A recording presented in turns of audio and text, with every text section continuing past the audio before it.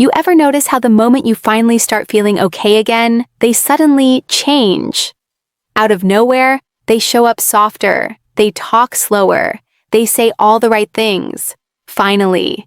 They mention therapy, accountability, doing the work.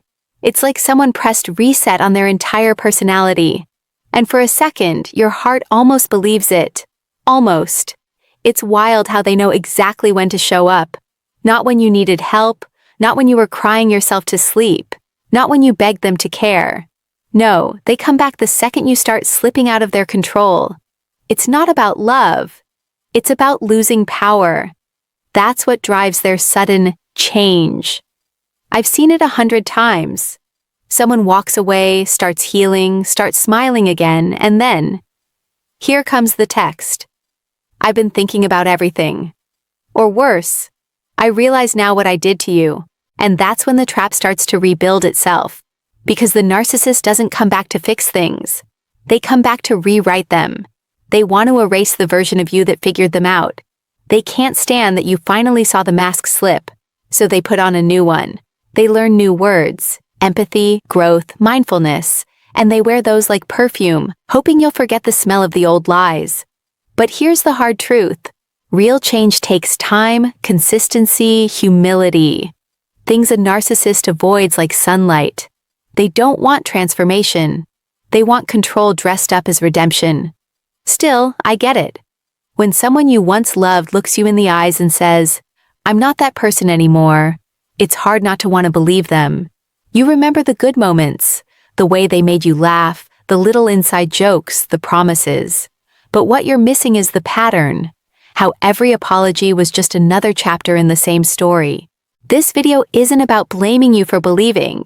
It's about helping you see why you did, and how to stop falling for the same act twice. So let's break it down. Because when the narcissist pretends to change, what they're really doing isn't growth. It's strategy.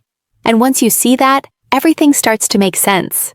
You ever been out in the heat so long that the road ahead starts to shimmer, and you think you see water, only to realize it's just air playing tricks on you? That's what it's like when a narcissist pretends to change. They create a mirage of healing, just enough reflection to make you think there's something real there. But when you get closer, when you reach for it, your hand just meets the same old emptiness. See, narcissists are masters of timing. They don't change when they've hurt you. They change when they sense you're finally slipping away. They watch your silence, your distance, your glow returning, and that's when they panic. Because silence means they're losing control.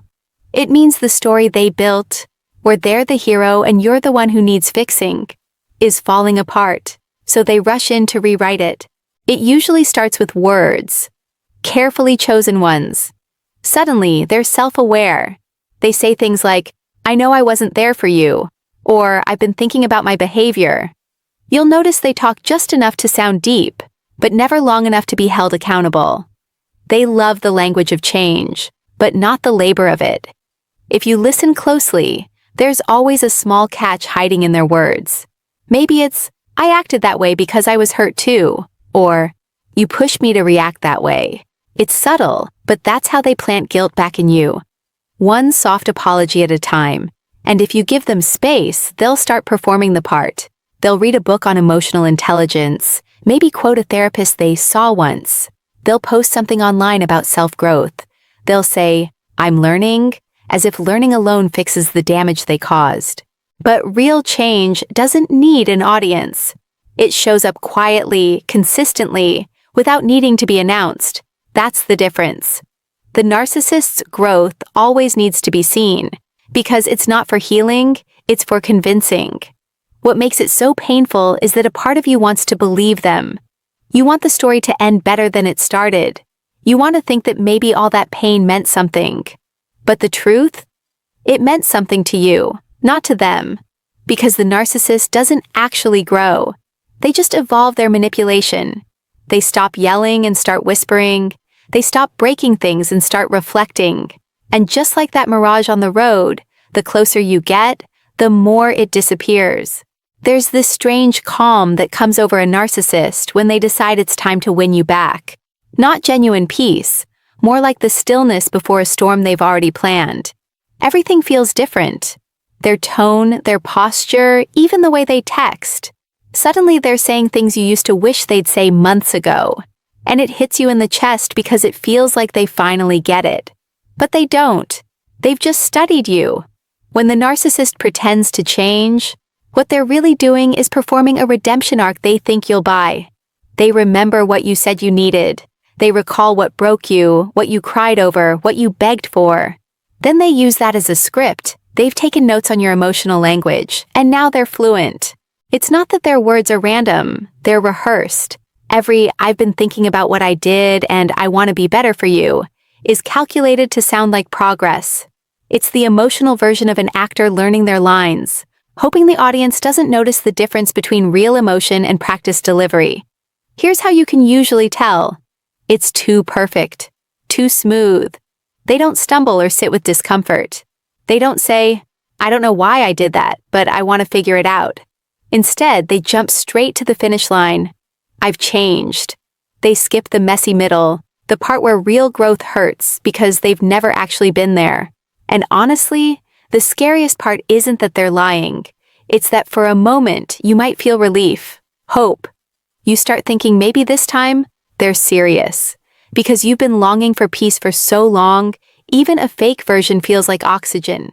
But watch how fast the cracks start showing. The changed narcissist doesn't want accountability, they want applause. The first time you don't respond with forgiveness or enthusiasm, they get irritated. The mask slips. You'll hear it in their tone. That quiet edge that says, "After everything I've done to change, you still don't trust me?" And there it is. The performance ends where the control fails. It's not your fault if you believed it. Their whole skill set revolves around emotional camouflage. But just remember this. People who truly change don't need to convince you. They show you, slowly, patiently, without conditions. The narcissist doesn't reform. They rehearse. And their favorite role is still the one where you come back. There's a rhythm to their apologies, and once you hear it, you can't unhear it. It always starts soft. Quiet words, long pauses, eyes that look just guilty enough. They'll say things like, "I've done a lot of thinking," or "I hate the person I was." It sounds healing, even humble. But underneath it all, there's a hook waiting for you to bite. Because when a narcissist apologizes, it's rarely about your peace. It's about positioning. They're resetting the stage so they can still be in the story. It's not remorse, it's relevance. They can't stand being written out of your life, so they reappear draped in humility, using forgiveness as bait. They'll say, "I don't expect you to forgive me," right before doing everything they can to make sure you do. That's the trick. They disarm you by pretending not to want what they're desperate for. It feels like sincerity, but it's really strategy. And they're smart enough to sprinkle in vulnerability too. They might talk about their childhood, their stress, their trauma, not to connect, but to redirect. They don't take responsibility, they take sympathy. It's subtle. You'll feel your heart start to soften, even as your gut tightens. That's your body knowing what your mind doesn't want to accept. This isn't healing. It's history repeating itself with nicer words. What makes this so painful is how much it sounds like closure.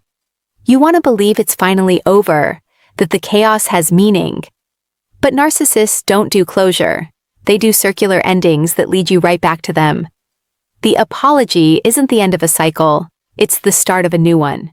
And if you let them close enough, they'll start rewriting the past right in front of you.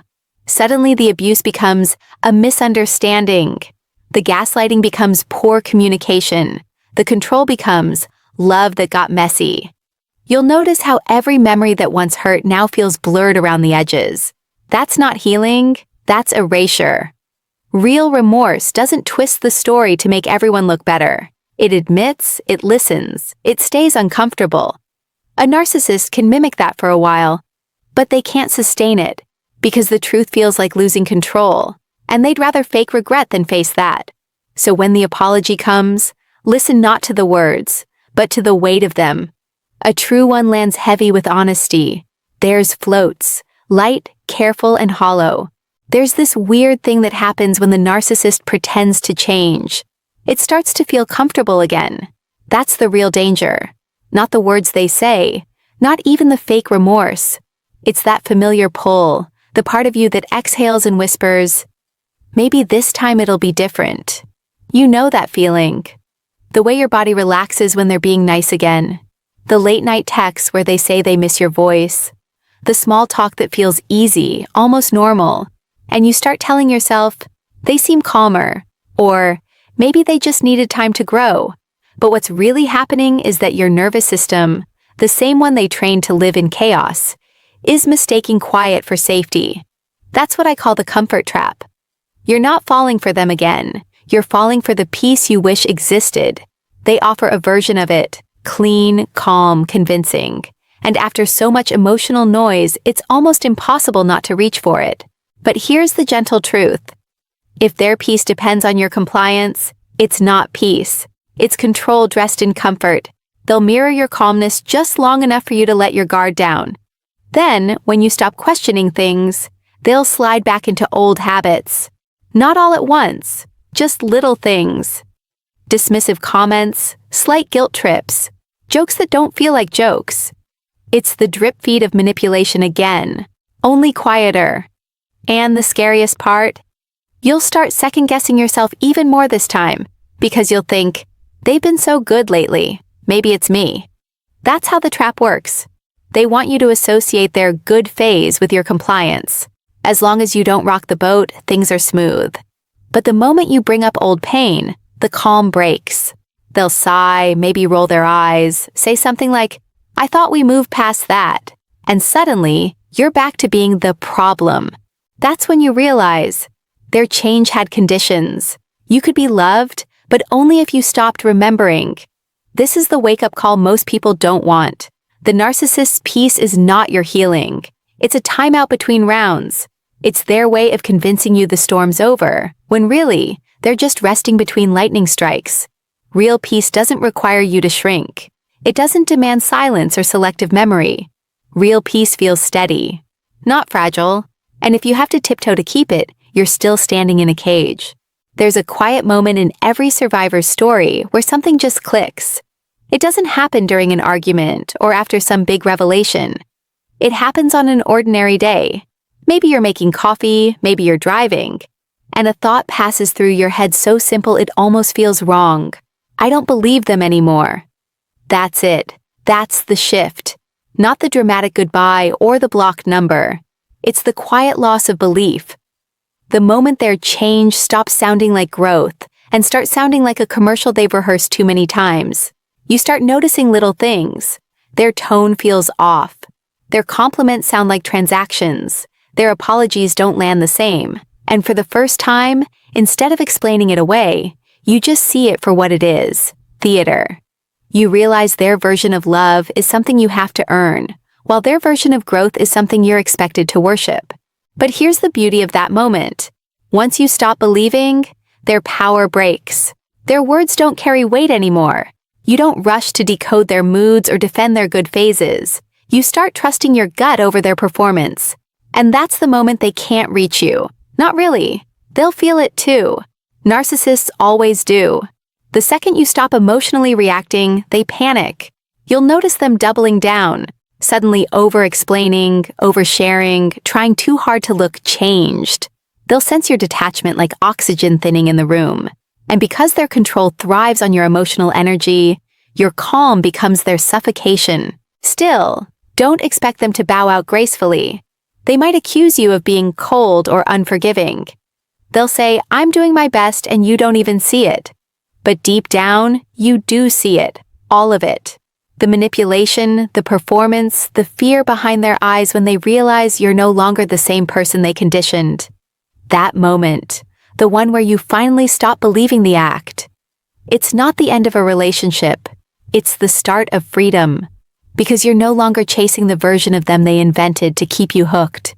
You're choosing reality over fantasy, clarity over comfort. You stop waiting for them to change and start realizing you already have. That's when their words lose their magic. And yours, the quiet, steady ones you tell yourself, finally start to matter again. You ever notice how endings don't always look like endings? Sometimes they look like peace that feels strange at first, like waking up one morning and realizing you didn't check your phone to see if they texted. That's the real freedom, when your silence doesn't ache anymore. When the narcissist pretends to change, it's never really about becoming better. It's about keeping you close enough to feed on your belief. The act isn't meant to heal the relationship. It's meant to keep the illusion alive. But the good news? You learn to stop confusing performance with progress. You learn that love doesn't sound like fear, and healing doesn't look like walking on eggshells. You started paying attention to consistency instead of charm, to effort instead of promises, and maybe most importantly, to the way you feel around them, not the words they use to explain it away. There's this saying that fits perfectly here. People don't change when they're finally loved right. They change when they're finally held accountable. And narcissists don't do accountability. They do impressions of it. You've seen the act, the tears, the self-awareness that lasts exactly as long as your forgiveness. But now, you see through it. You've stopped giving them an audience. And that's what breaks the cycle. Because the moment you stop reacting, the performance falls flat. They can't keep pretending to be who they think you want when you stop needing them to be anything at all. You don't owe them belief. You don't owe them closure. You owe yourself peace, the kind that doesn't depend on anyone's version of change but your own. So here's your bold truth. When the narcissist says they've changed, remember, it's not your job to test it. Real growth shows up unannounced, quietly, consistently, without pulling you back into pain. If you've reached the part where you finally see through their transformation, that's not bitterness. That's clarity. That's what surviving manipulation feels like. Calm, steady, sure. Drop your thoughts below. Tell your story. I'll be reading through them. Because these moments, the ones where you finally see through the fog, they deserve to be witnessed. And if no one's told you this yet, you were never too hard to love. They were just too shallow to reach that deep.